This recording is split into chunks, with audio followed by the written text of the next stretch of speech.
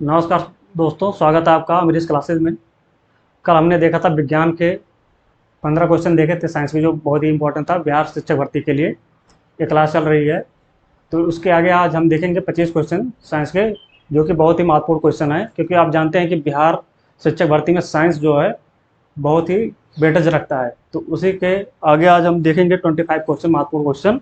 तो आइए देखते हैं पहला क्वेश्चन। पहला क्वेश्चन है, निम्नलिखित में से कौन बिजली का अच्छा चालक नहीं है। तो हमें बताना है कौन सा अच्छा चालक बिजली का नहीं है। तो ऑप्शन देखिए, ऑप्शन ए है graphite, option B bromine, option C है तांबा, ऑप्शन डी है चांदी। तो आप जैसे कि जानते हैं कि ये ग्रेफाइट जो है कार्बन का अपर रूप होता है, जो कि विद्युत का अच्छा चालक होता है। तो ये ऑप्शन हमारा हो नहीं सकता है। तांबा देखिए, सीयू कॉपर, ये भी विद्युत का अच्छा चालक होता है। और एजी, सबसे अच्छा चालक तो एजी ये होता है, तो एजी भी हमारा ऑप्शन नहीं होगा। तो बच जा रहा है ब्रोमीन, जिसे हम बीआर से जानते हैं। तो ब्रोमीन एक अधातु है जो विद्युत का अच्छा चालक नहीं है, तो हमारा ऑप्शन सही हो जाएगा बी ब्रोमीन। नेक्स्ट क्वेश्चन, दूरदृष्टि निवारण के लिए काम में लेते हैं। तो कौन सा लेंस जो होता है दूरदृष्टि को दूर करने के लिए काम में लिया जाता है। तो ऑप्शन है हमारा ए, ऑप्शन है अवतल लेंस, बी उत्तल दर्पण, सी उत्तल लेंस, डी अवतल दर्पण। तो जैसे कि दोस्तों जानते होंगे आप कि जो दृष्टि कोई भी होती है, जैसे चाहे दूर हो या निकट हो, तो उसके लिए हम लेंस यूज करते हैं, दर्पण नहीं यूज करते हैं। तो ऐसे हम देख सकते हैं ऑप्शन जो दो है, बी ऑप्शन कट जाएगा क्योंकि ये दर्पण है, डी ऑप्शन भी हमारा कट जाएगा क्योंकि ये भी दर्पण है। तो ऑप्शन बच जा रहा है ए और सी। तो इसी में से हमारा कोई ऑप्शन होगा। तो जैसे दूरदृष्टि में क्या होता है कि हमें दूर की चीज़ें दिखाई देती हैं, लेकिन पास की चीज़ें नहीं दिखाई देती हैं। तो हमें क्या करना रहता है कि पास की चीज़ों को देखना रहता है। तो हमें एक ऐसा लेंस लगाना है जो प्रकाश को नज़दीक पे फोकस कर दे। ठीक है, तो अवतल लेंस क्या होता है, ये प्रकाश को फैलाता है। तो ये तो हो नहीं सकता हमारा। तो बच जा रहा है क्या, उत्तल लेंस, जिसका काम होता है प्रकाश को केंद्रित करना। ठीक है, तो दूरदृष्टि के लिए क्या यूज करेंगे, निवारण के लिए उत्तल लेंस यूज करेंगे। हमारा ऑप्शन सही हो जाएगा सी। नेक्स्ट क्वेश्चन देखते हैं, किसके कारण आकाश नीला दिखाई देता है। वो कौन सी घटना होती है जिसके कारण हमें आकाश नीला दिखाई देता है। ऑप्शन देखिए, ऑप्शन ए है अपवर्तन, ऑप्शन बी परिगणन, ऑप्शन सी परावर्तन, और ऑप्शन डी है विक्षेपण। ठीक है, तो आप अपवर्तन जानते होंगे। अपवर्तन में क्या होता है कि प्रकाश एक माध्यम से दूसरे माध्यम में जाते समय अपने मार्ग से थोड़ा सा विचलित हो जाती है, ये होता है अपवर्तन। बी है परिकिरणन। परिकिरणन में क्या होता है कि वायुमंडल में बहुत सारे कण होते हैं, सूक्ष्म कण होते हैं, प्रकाश आती है, टकराती है, उससे कई जगह थोड़ा थोड़ा बढ़ जाती है। तो इससे क्या होता है, प्रकाश का रंग इसी पर निर्भर करता है। ठीक है, परावर्तन में क्या होता है, परावर्तन में एक परावर्तक तल होता है जिसे प्रकाश गिरती है और फिर उसी माध्यम में वापस लौट जाती है। ठीक, और विक्षेपण में क्या होता है, प्रकाश जो सफ़ेद प्रकाश होता है, जैसे प्रिज्म से हम गुजारते हैं तो कई रंगों में विभक्त हो जाता है, वो होता है विक्षेपण। तो इसका ऑप्शन सही हो जाएगा परिकिरणन। ऑप्शन बी हमारा करेक्ट आंसर है। ठीक है दोस्तों, आइए देखते हैं नेक्स्ट क्वेश्चन। क्वेश्चन नंबर 19, गोबर गैस में मुख्यता पाई जाती है। तो गोबर गैस जो होता है उसमें मुख्यता कौन सी गैस पाई जाती है। ऑप्शन देखिए, ऑप्शन ए है methane gas, option B ethylene gas, option C acetylene gas, और ऑप्शन डी है कार्बन मोनोऑक्साइड। तो कार्बन मोनोऑक्साइड के बारे में जानते होंगे कि जब कोई चीज़ कम जली होती है तो कार्बन डाइऑक्साइड निकलता है, और पूरी जल जाती है तो कार्बन डाइऑक्साइड निकलता है। कम जलती है तो कार्बन डाई मोनोऑक्साइड निकलता है। तो ये ऑप्शन तो हमारा हो नहीं सकता है। एसिटिलीन, ये फलों को पकाने के काम में आता है, जो कच्चे फल होते हैं उसे पकाने के लिए क्या इसका यूज किया जाता है। ऑप्शन ये भी हमारा नहीं होगा। एथिलीन गैस, एथिलीन इसका फार्मूला क्या होता है, C2H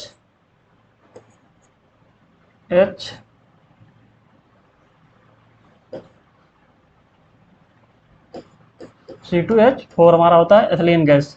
तो ये भी नहीं है। सबसे ज़्यादा होता है कि वो कहीं भी प्राकृतिक गैस कोई होती है या गोबर गैस हो जाती है, उसमें मीथेन ही मुख्यतः पाया जाता है। तो हमारा ऑप्शन ए सही हो जाएगा। क्या हो जाएगा, मीथेन गैस। गोबर गैस में मुख्यतः पाई जाती है मीथेन गैस, तो ऑप्शन ए करेक्ट है। क्वेश्चन नंबर अगला देखते हैं, विटामिन ए प्रचुर मात्रा में पाया जाता है। तो विटामिन ए किसमें प्रचुर मात्रा में पाया जाता है। ऑप्शन देखिए आप, ऑप्शन ए है सेम, ऑप्शन बी चावल में, ऑप्शन सी गाजर में, और ऑप्शन डी है नींबू में। तो नींबू में क्या पाया जाता है? खट्टे फलों में, नींबू खट्टा होता है, खट्टे फलों में क्या पाया जाता है? विटामिन सी पाया जाता है। तो ये ऑप्शन नहीं होगा। ए देखिए सेम, हरी सब्जियां हैं, इसमें भी विटामिन बी वगैरह पाई जाती है हरी सब्जियों में। और चावल और गाजर बच जा रहा है, तो गाजर ये सबसे ज़्यादा पाया जाता है विटामिन ए गाजर में ही, क्योंकि अक्सर सुने होंगे कि जब किसी का आँख कमज़ोर होता है तो डॉक्टर सजेस्ट करते हैं कि आप गाजर वगैरह खाइए। तो ऑप्शन हमारा क्या सही हो जाएगा? गाजर, क्योंकि ए से क्या होता है? रतौंधी रोग भी हो जाती है। ठीक है दोस्तों, तो आइए देखते हैं अगला क्वेश्चन। भोजन का प्रमुख अंग है, तो भोजन का जो मेन अंग है वो क्या होता है? ऑप्शन देखिए आप, ऑप्शन ए है स्टार्च, ऑप्शन बी है ग्लूकोज, ऑप्शन सी है कार्बोहाइड्रेट, ऑप्शन डी है सेलुलोज। तो भोजन हम किस लिए करते हैं? कि हमें ऊर्जा प्रदान हो, क्योंकि शरीर में अगर ऊर्जा रहेगी तभी तो आप कुछ कर पाएंगे, इसलिए हम भोजन करते हैं। तो सबसे स्टार्च जो होता है ये तो हो नहीं सकता कि मटर के रूप में पाया जाता है, थोड़ा मात्रा में मिलता है हमें। ग्लूकोज भी लेते हैं, लेकिन सबसे महत्वपूर्ण जो है वो क्या है? कार्बोहाइड्रेट। तो सबसे अच्छा जो स्रोत है शरीर की ऊर्जा के लिए वो होता है कार्बोहाइड्रेट। तो इस क्वेश्चन का सही आंसर हो जाएगा कार्बोहाइड्रेट। सेलुलोज जो होता है वो जानवर यूज करते हैं ज़्यादातर, उसे घास वगैरह में पाया जाता है, तो जानवर घास को खाते हैं और सेलुलोज पाते हैं। लेकिन इंसानों के लिए क्या होता है? कार्बोहाइड्रेट। तो हमारा ऑप्शन सही हो जाएगा सी, कार्बोहाइड्रेट। नेक्स्ट क्वेश्चन, कोशिका में प्रोटीन का संश्लेषण कहाँ होता है?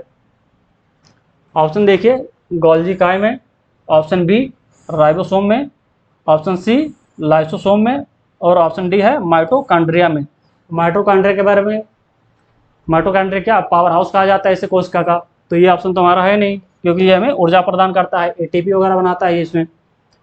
लाइसोसोम, इसमें जो कोशिकाएं मृत हो जाती हैं उनको गलाने का काम करता है, इसलिए इसे आत्मघाती थैली कहा जाता है कोशिका का।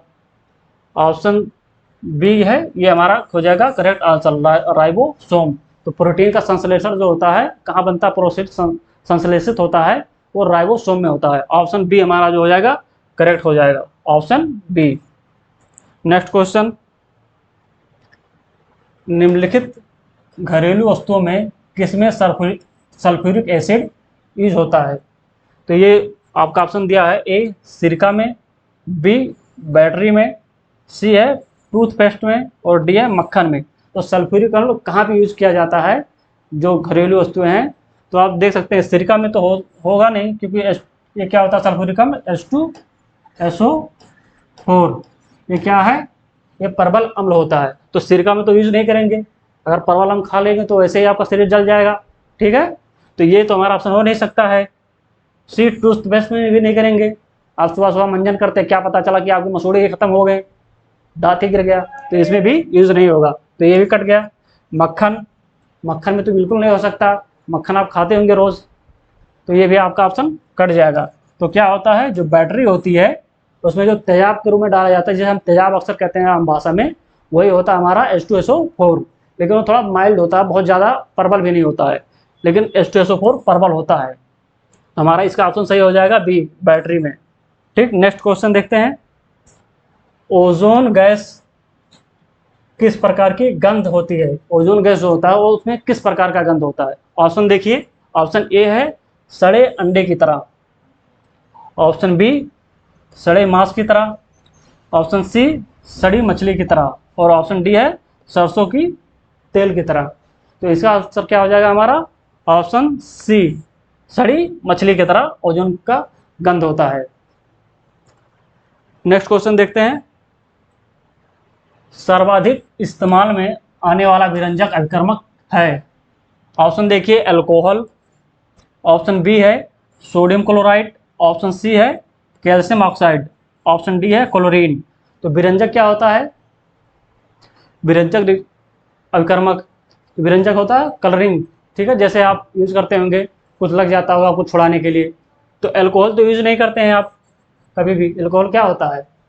अल्कोहल C2H4OH होता है, या सबसे सामान्य अल्कोहल होता है हमारा मिथेन नॉल या मिथाइल अल्कोहल। ठीक। सोडियम क्लोराइड ये तो नमक है हमारा, तो ये भी ऑप्शन हमारा नहीं होगा, सोडियम क्लोराइड। कैल्शियम ऑक्साइड क्या होता है, ये चूना होता है, इसका भी यूज विरंजक के रूप में नहीं किया जाता है। बच गया है क्लोरीन गैस, तो क्लोरीन गैस ही विरंजक के रूप में यूज की जाती है, तो ऑप्शन हमारा सही हो जाएगा ऑप्शन डी, क्लोरीन गैस या क्लोरीन। ठीक है, नेक्स्ट क्वेश्चन देखते हैं। 1 किलोग्राम रास का वजन है, तो 1 किलोग्राम रास का वजन क्या होगा? ऑप्शन हमारा दिया है, ए 1 न्यूटन, बी है 10 न्यूटन, सी है 9.8 न्यूटन और डी है 9 न्यूटन।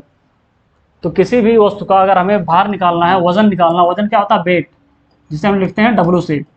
तो वेट बराबर क्या होता है?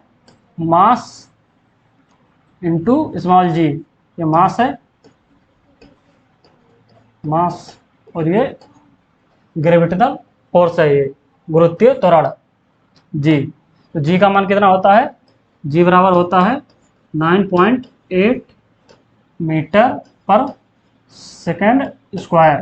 ठीक, तो इसमें 1 किलोग्राम हमारा दिया हुआ है, 1 किलोग्राम इसमें रखेंगे, 1 केजी हो गया। जी कितना है? 9.8, ये हमारा निकल के आएगा 9.8 न्यूटन, 9.8 न्यूटन। तो हमारा ऑप्शन सही हो जाएगा सी, 9.8 न्यूटन 1 किलोग्राम राशि के बराबर होगा। अगला क्वेश्चन देखिए, निम्न में से कौन अदिश राशि है? अदिश और सदिश आपने पढ़ा होगा छोटी क्लासों में, 11th या 12th में, हाई स्कूल में। तो इसमें बताना है आपको कि अदिश राशि कौन सी है। अदिश राशि क्या होती है? जिसमें केवल परिणाम होता है, परिमाण होता है, दिशा नहीं होती है। और सदिश राशि क्या होती है? जिसमें दिशा के साथ परिमाण भी होता है, तो सदिश राशि होती है।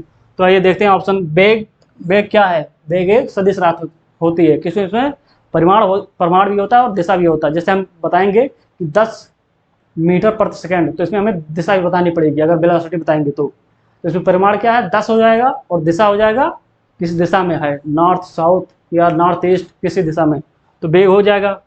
संवेग भी होगा, क्योंकि संवेग क्या होता है? P बराबर mv, mv हमारा होता है संवेग, P बराबर mv। तो इसमें क्या है? ये वेग है, शामिल है, तो ये भी हो जाएगा हमारा सदिश। ऑप्शन सी तो हो ही नहीं सकता है, ऑप्शन डी सभी। तो बच गया है ऊर्जा। तो ऊर्जा क्या होती है? ऊर्जा हमें बताने के लिए जरूरत नहीं पड़ती है कि ऊर्जा में हम बताएंगे दिशा, किस दिशा में ऊर्जा है। तो ऊर्जा का हम सीधा मात्रा ही बताते हैं कि इतनी ऊर्जा, इतनी कैलोरी ऊर्जा, उसमें दिशा की जरूरत नहीं होती है। तो हमारा ऑप्शन ए जो होगा वो सही हो जाएगा। क्या हो जाएगा? ऑप्शन ए, ये है अदिश राशि ऊर्जा। अगला क्वेश्चन देखिए, शरीर का वजन, शरीर का वजन क्या होगा? कैसे? ठीक है, पृथ्वी के अलग अलग जगहों पे। तो ये ऑप्शन देखिए आप, पृथ्वी की सतह पर सभी जगह एक समान होगा।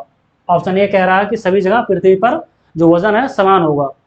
ऑप्शन बी देखिए, ध्रुवों पर अधिकतम होगा। क्या कह रहा है कि ऑप्शन बी, कि ध्रुवों पर जब हम रहेंगे तो हमारा जो वजन होगा वो ध्रुवों पर सबसे अधिक होगा अन्य जगह की तुलना में पृथ्वी पर। ऑप्शन सी है कि विषुवत रेखा पर अधिक होगा, अधिकतम होगा, सबसे अधिक। ठीक, तो देख सकते हैं या तो इसमें से सही होगा या तो ये गलत होगा दोनों में, क्योंकि दोनों पे अधिकतम क्या है, तो कोई एक ऑप्शन आपका होगा। ऑप्शन डी क्या कह रहा है? मैदानों की तुलना में पहाड़ियों पर अधिकतम होगा, यानी मैदान नीचा होता है, ऊपर जाएंगे तो अधिक हो जाएगा। ठीक है, तो हमारा जो वजन है वो किस पे डिपेंड करता है? स्मॉल जी पर डिपेंड करता है। स्मॉल जी का मान जहाँ पे ज़्यादा होगा वहाँ पे हमारा वजन ज़्यादा होगा। ठीक है, तो हम जानते हैं कि जैसे जैसे हम विषुवत रेखा से ध्रुवों की ओर जाते हैं तो हमारा जो स्मॉल जी का मान होता है वो बढ़ता जाता है। तो हमारा वजन जो होगा एक समान तो हो ही नहीं सकता है, क्योंकि ये जगह जगह पर वेरी करती है कि स्मॉल जी।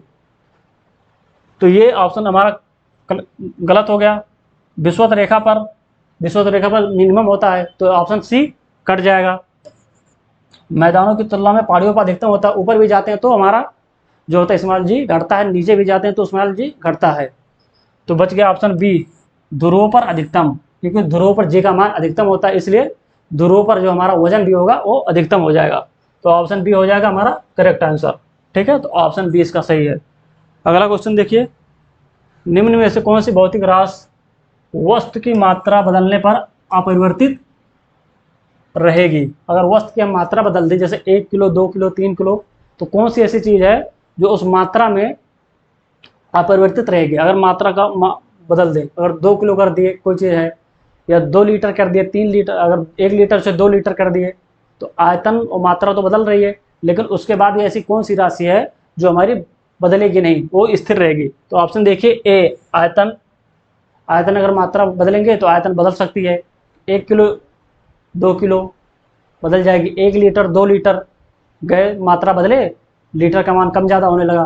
तो आप ये हमारा ऑप्शन हो ही नहीं सकता है। भार, भार तो ऐसे ही जानते हैं कि आपका बदलेगा जी की वजह से, ये भी नहीं हो सकता है। द्रव्यमान, द्रव्यमान तो स्थिर मान रहता है। लेकिन जो सबसे सटीक आंसर होगा, क्योंकि हम मात्रा ही बदल दे रहे हैं, मात्रा बदल रहे हैं तो द्रव्यमान बदल ही जाएगा, क्योंकि किसी भी द्रव्य की जो मात्रा होती है वही उसका द्रव्यमान होता है।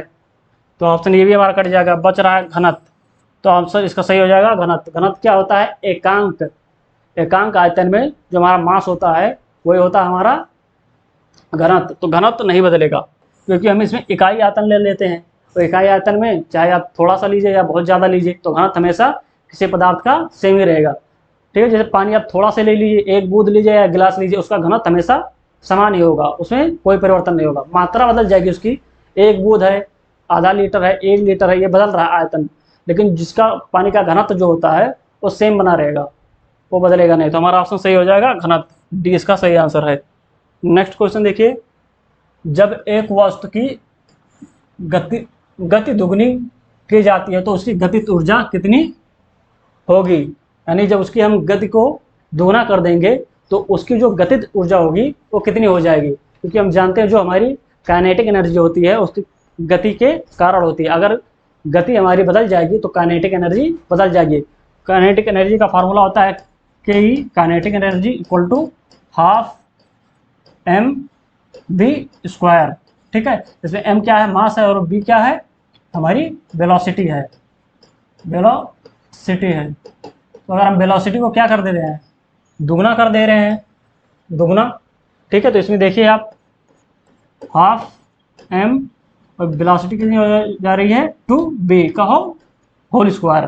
तो ये हो जाएगा हाफ m और 4v²। ठीक है, 4 को हम सामने ले लेते हैं, यहाँ पे देखते हैं हाफ 4mv²। ऐसे देखिए आप 4 इंटू हाफ mv²। ठीक है, तो ये देखिए ये जो हमारा ये है, ये है काइनेटिक एनर्जी। तो अब कितनी हो गई? 4 गुनी होगी लगभग काइनेटिक एनर्जी की। जो हमारा पहले काइनेटिक एनर्जी होगा और 2 गुना स्पीड करने के बाद जो होगा उसकी 4 गुनी हो जाएगी। तो ऑप्शन देखिए 4 गुना कहाँ है? ऑप्शन बी हमारा सही हो जाएगा। कितनी हो जाएगी? 4 गुनी हो जाएगी। ये आप फार्मूला लिख भी सकते हैं काइनेटिक एनर्जी की। अगला क्वेश्चन देखिए, ध्वनि तरंगे किसके कारण प्रतिध्वनि उत्पन्न करती हैं? ध्वनि की ऐसी कौन सी क्वालिटी होती है जिसके कारण हमें प्रतिध्वनि सुनाई देता है? ठीक है, ऑप्शन देखिए अपवर्तन। अपवर्तन में क्या होता है? पहले ही बता चुके हैं अभी कि एक माध्यम से प्रकाश जाती है, थोड़ा सा स्लाइड मुड़ जाती है, उसे कहते हैं अपवर्तन। परावर्तन क्या होता है? ऑप्शन बी सी है परावर्तन। किसी सतह से ध्वनि टकराती है और वापस आती है, तरंग वापस आती है, तो होता है परावर्तन। ऑप्शन डी है इसमें से कोई नहीं। ऑप्शन बी विवर्तन होता है। प्रकाश का किसी किनारे से या तरंग का किसी किनारे से हल्का सा मुड़ जाना, वो होता है विवर्तन। तो इसमें अपवर्तन तो होगा नहीं, परावर्तन ही होगा, क्योंकि ध्वनि में क्या होता है? हम कुछ बोलते हैं और आवाज़ कहीं टकराती है फिर वापस आती है, तो ये घटना होती है परावर्तन ना, कि कोई चीज़ तरंग गई, टकराई और वापस आई। तो ये हो जाएगा हमारा ऑप्शन सी करेक्ट हो जाएगा, परावर्तन।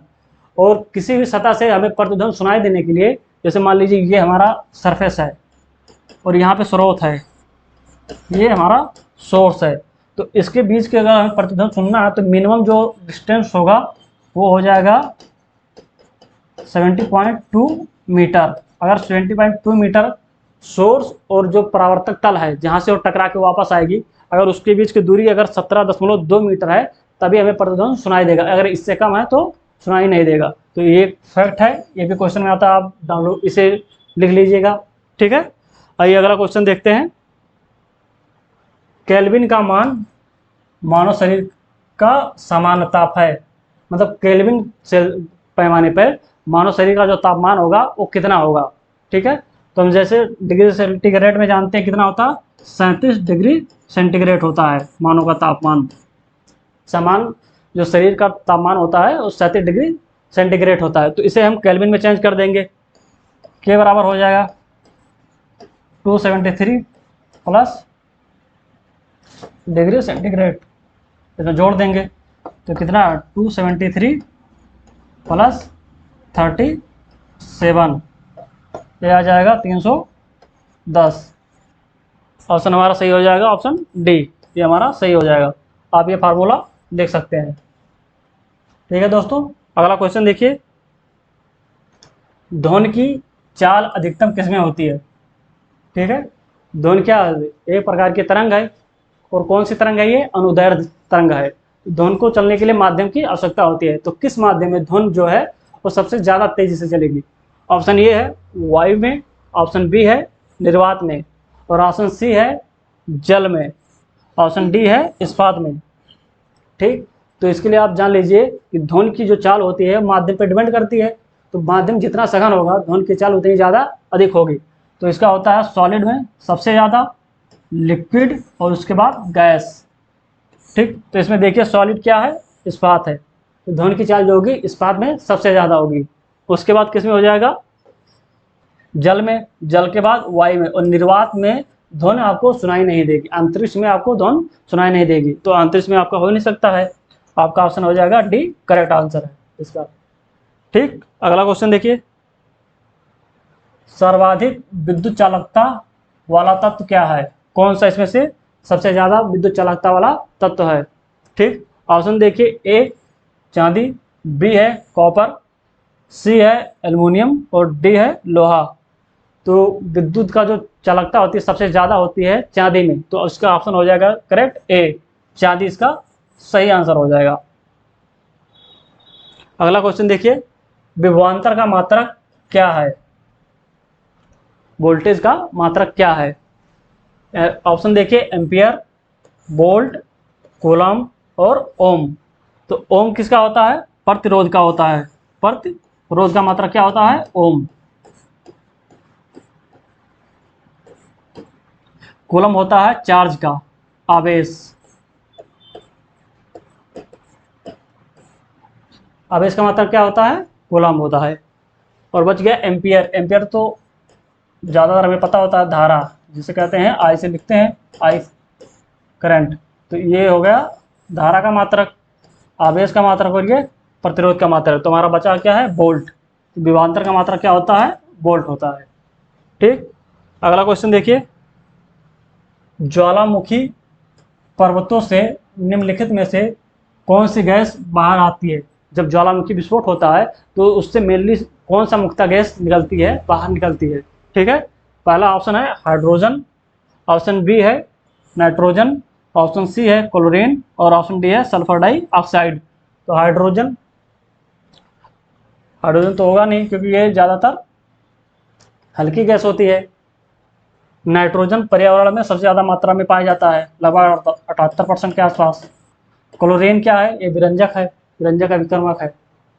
हमारा बचा है सल्फर डाइऑक्साइड, तो हमारा ऑप्शन सही हो जाएगा सल्फर डाइऑक्साइड, क्योंकि आप जानते होंगे कि जब ज्वालामुखी फटता है तो सल्फर के जो होते हैं राख निकलती है, और उसी के साथ गैस भी बाहर निकलती है। ऑप्शन सी, ऑप्शन डी इसका सही है।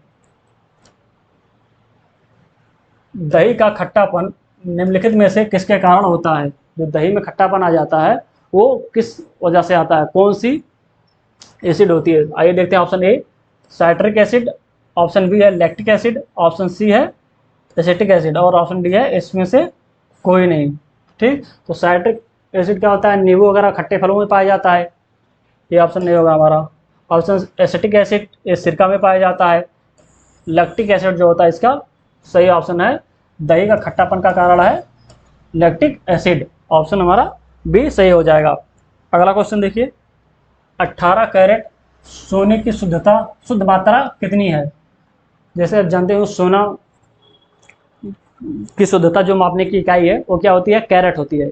हम अक्सर सुने होंगे कि 24 कैरेक्टर शुद्ध है। ठीक है, आप सुने होंगे सोना जो हमारा 24 कैरेक्टर शुद्ध है, तो जो 24 कैरेट होता है वही 100% शुद्ध होता है। 24 कैरेट ये 100% शुद्ध होता है। तो हमें दिखाना कितना कि 18% में सोने की मात्रा कितनी हो जाएगी। तो अगर इसका 18 देखिए 1 कर लीजिए, 100/24 18 में निकालिए इसे। 6 3 18, 6 2 24, 4 से काटिए 25 आ गया। 25 गुणे 3, ये कितना आ जाएगा 75। यानी 18 कैरेट जो सोने की है, इसमें सोना शुद्ध सोना कितना होगा, वो 75% जो सोना होगा उसका शुद्ध होगा। बाकी 25% जो होगा वो अन्य धातुएं मिश्रित की जाती हैं। तो इसका ऑप्शन ए करेक्ट हो जाएगा, ऑप्शन ए 75%। नेक्स्ट क्वेश्चन देखिए, नदियों में जल प्रदूषण की माप की जाती है। तो नदियों का जो जल प्रदूषण होता है उसे हम कैसे मापते हैं, किसमें हम डिफाइन करते हैं कि ये जल कितना प्रदूषित है। तो ऑप्शन देखिए, क्लोरीन की घुली मात्रा, क्या हम क्लोरीन की घुली मात्रा से जल प्रदूषण देखते हैं नदियों का, ऑप्शन ये है। ऑप्शन बी है ओजोन की घुली हुई मात्रा, ओजोन, नदियों में ओजोन तो पाया नहीं जाएगा, तो ये ऑप्शन तुम्हारा वैसे ही कट जाएगा। नाइट्रोजन की घुली हुई मात्रा, ये ऑप्शन भी नहीं होगा, पानी में तो नाइट्रोजन होता ही नहीं नदी वगैरह में। बच जा रहा हमारा ऑप्शन डी, ऑक्सीजन की घुली हुई मात्रा। तो हम जो प्रदूषण मापा जाता है नदियों का, इसमें कितना प्रदूषित है, उससे हम ऑक्सीजन की मात्रा से मापते हैं, जिसे हम बीओडी कहते हैं, BOD, बायोलॉजिकल ऑक्सीजन डिमांड या बायोकेमिकल ऑक्सीजन डिमांड, यही होता है BOD। जिससे इससे हम क्या मापते हैं कि इसमें जल में कितनी ऑक्सीजन की मात्रा है। ऑक्सीजन की मात्रा पर्याप्त है, अच्छा है, तो जल हमारा अच्छा है। अगर ऑक्सीजन की मात्रा बहुत ज़्यादा कम है तो हमारा जल ज़्यादा प्रदूषित है। तो इसका ऑप्शन सही हो जाएगा डी। उर्वरक के अधिक प्रयोग से होता है। अगर हम उर्वरक का, खेतों में अक्सर देखे होंगे किसान उर्वरक का यूज़ करते हैं फसल को अच्छी करने के लिए, पैदावार अच्छी करने के लिए, उसमें कीड़े ना लगे, और तरह तरह के पेस्टिसाइड वगैरह यूज़ करते हैं, फर्टिलाइजर वगैरह यूज़ होती है। तो किस वजह से हमें अगर ज़्यादा उर्वरक यूज़ कर लिया जाएगा तो क्या हो जाएगा। पहला ऑप्शन है मृदा प्रदूषण, ऑप्शन बी है जल प्रदूषण, और ऑप्शन सी है वायु प्रदूषण, ऑप्शन डी है उपयुक्त सभी।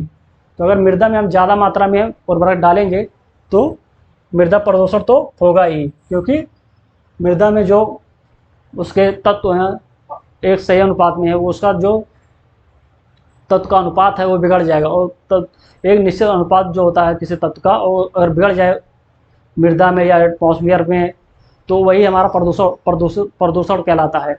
तो अगर मात्रा ज़्यादा हो गई है तो मृदा प्रदूषण होगा, और यही मृदा में अगर मात्रा ज़्यादा हो गई उर्वरक की तो यही पानी में जाएगा, बारिश होगी तालाबों में जाएगा, तो तालाबों में भी प्रदूषण फैलेगा, तो इससे हमारा जल प्रदूषण भी हो जाएगा। यानी ऑप्शन बी भी सही है। और वायु प्रदूषण, कुछ उर्वरक ऐसे होते हैं जो बहुत ही छोटे छोटे होते हैं, जब उससे बुआई होती है तो हवा में उड़ते भी हैं, तो इससे क्या होगा, वायु प्रदूषण भी हो जाएगा। तो इसका ऑप्शन सही हो जाएगा डी। इससे तीनों प्रकार के प्रदूषण होते हैं, मृदा प्रदूषण, जल प्रदूषण और वायु प्रदूषण। उर्वरक का अधिक प्रयोग करेंगे तो तीनों प्रकार की प्रदूषण होंगे। ऑप्शन डी हमारा करेक्ट हो जाएगा। अगला क्वेश्चन देखिए, रेड डाटा बुक किसका विवरण दिया जाता है। जो रेड डाटा बुक जारी होता है उसमें किस चीज़ का विवरण दिया जाता है। ऑप्शन ये है केवल विलुप्त जीव जंतु, जो जीव जंतु विलुप्त हो गए हैं, क्या उसका विवरण दिया जाता है रेड डाटा बुक में। ऑप्शन बी है संकटापन्न पादप और जीव जंतु, मतलब जिसपे खतरा बना हुआ है जीव जंतुओं पे या पादप पे, उनका विवरण दिया जाता है, ऑप्शन बी कह रहा है। ऑप्शन सी कह रहा है कि जीवाश्म पादप, मतलब ऐसे पादप जो जीवाश्म के रूप में भी कहीं कहीं पाए जाते हैं, क्या उनका विवरण दिया जाता है। ये देखिए ऑप्शन सी कह रहा है। ऑप्शन डी है केवल संकटापन्न पादप, क्या केवल जो संकटापन्न पादप हैं जिसको मतलब संकट स्थिति में है कि ये बहुत ही जल्दी विलुप्त होने के कगार पे हैं, क्या उनका विवरण दिया जाता है। तो इसका ऑप्शन सही हो जाएगा बी, इसमें दोनों का होता है, पादप का और जंतु का भी। तो हमारा ऑप्शन सही हो जाएगा ऑप्शन बी, ऑप्शन बी इसका करेक्ट है। रेड डाटा बुक कौन जारी करता है, IUCN द्वारा रेड डाटा बुक जारी किया जाता है। तो हमारा ऑप्शन बी इसका करेक्ट ऑप्शन है। अगला क्वेश्चन देखिए, निम्न में से कौन सा विटामिन जल में घुलनशील है। तो कौन सा विटामिन जो है वो जल में घुलनशील है। ऑप्शन ए देखिए vitamin E, option B vitamin D, option C है विटामिन बी, और ऑप्शन डी है विटामिन ए। तो अब जल में जो घुलनशील विटामिन है वो दो विटामिन होते हैं बी और सी, बाकी जो है ए, डी, ई और के, ये किस में होते हैं, वसा में घुलनशील होते हैं, और बी और सी जल में घुलनशील होते हैं। तो हमारा ऑप्शन क्या हो जाएगा, ऑप्शन सी सही हो जाएगा। किसमें होते हैं, विटामिन बी जो होता है वो जल में घुलनशील होता है। तो आज इस लेक्चर में इतना ही दोस्तों। आप अपनी तैयारी बढ़िया से करते रहिए, और अपनी तैयारी बेहतरीन करने के लिए अमरीश क्लासेस से आप जुड़िए, चैनल को सब्सक्राइब करिए, इस वीडियो को लाइक करें, शेयर करें, और कमेंट में अपना सुझाव जरूर दें, ठीक है, कि आपको किस प्रकार का कंटेंट चाहिए। तो इस वीडियो में इतना ही। आप अपनी तैयारी बढ़िया से करते रहिए। Thank you.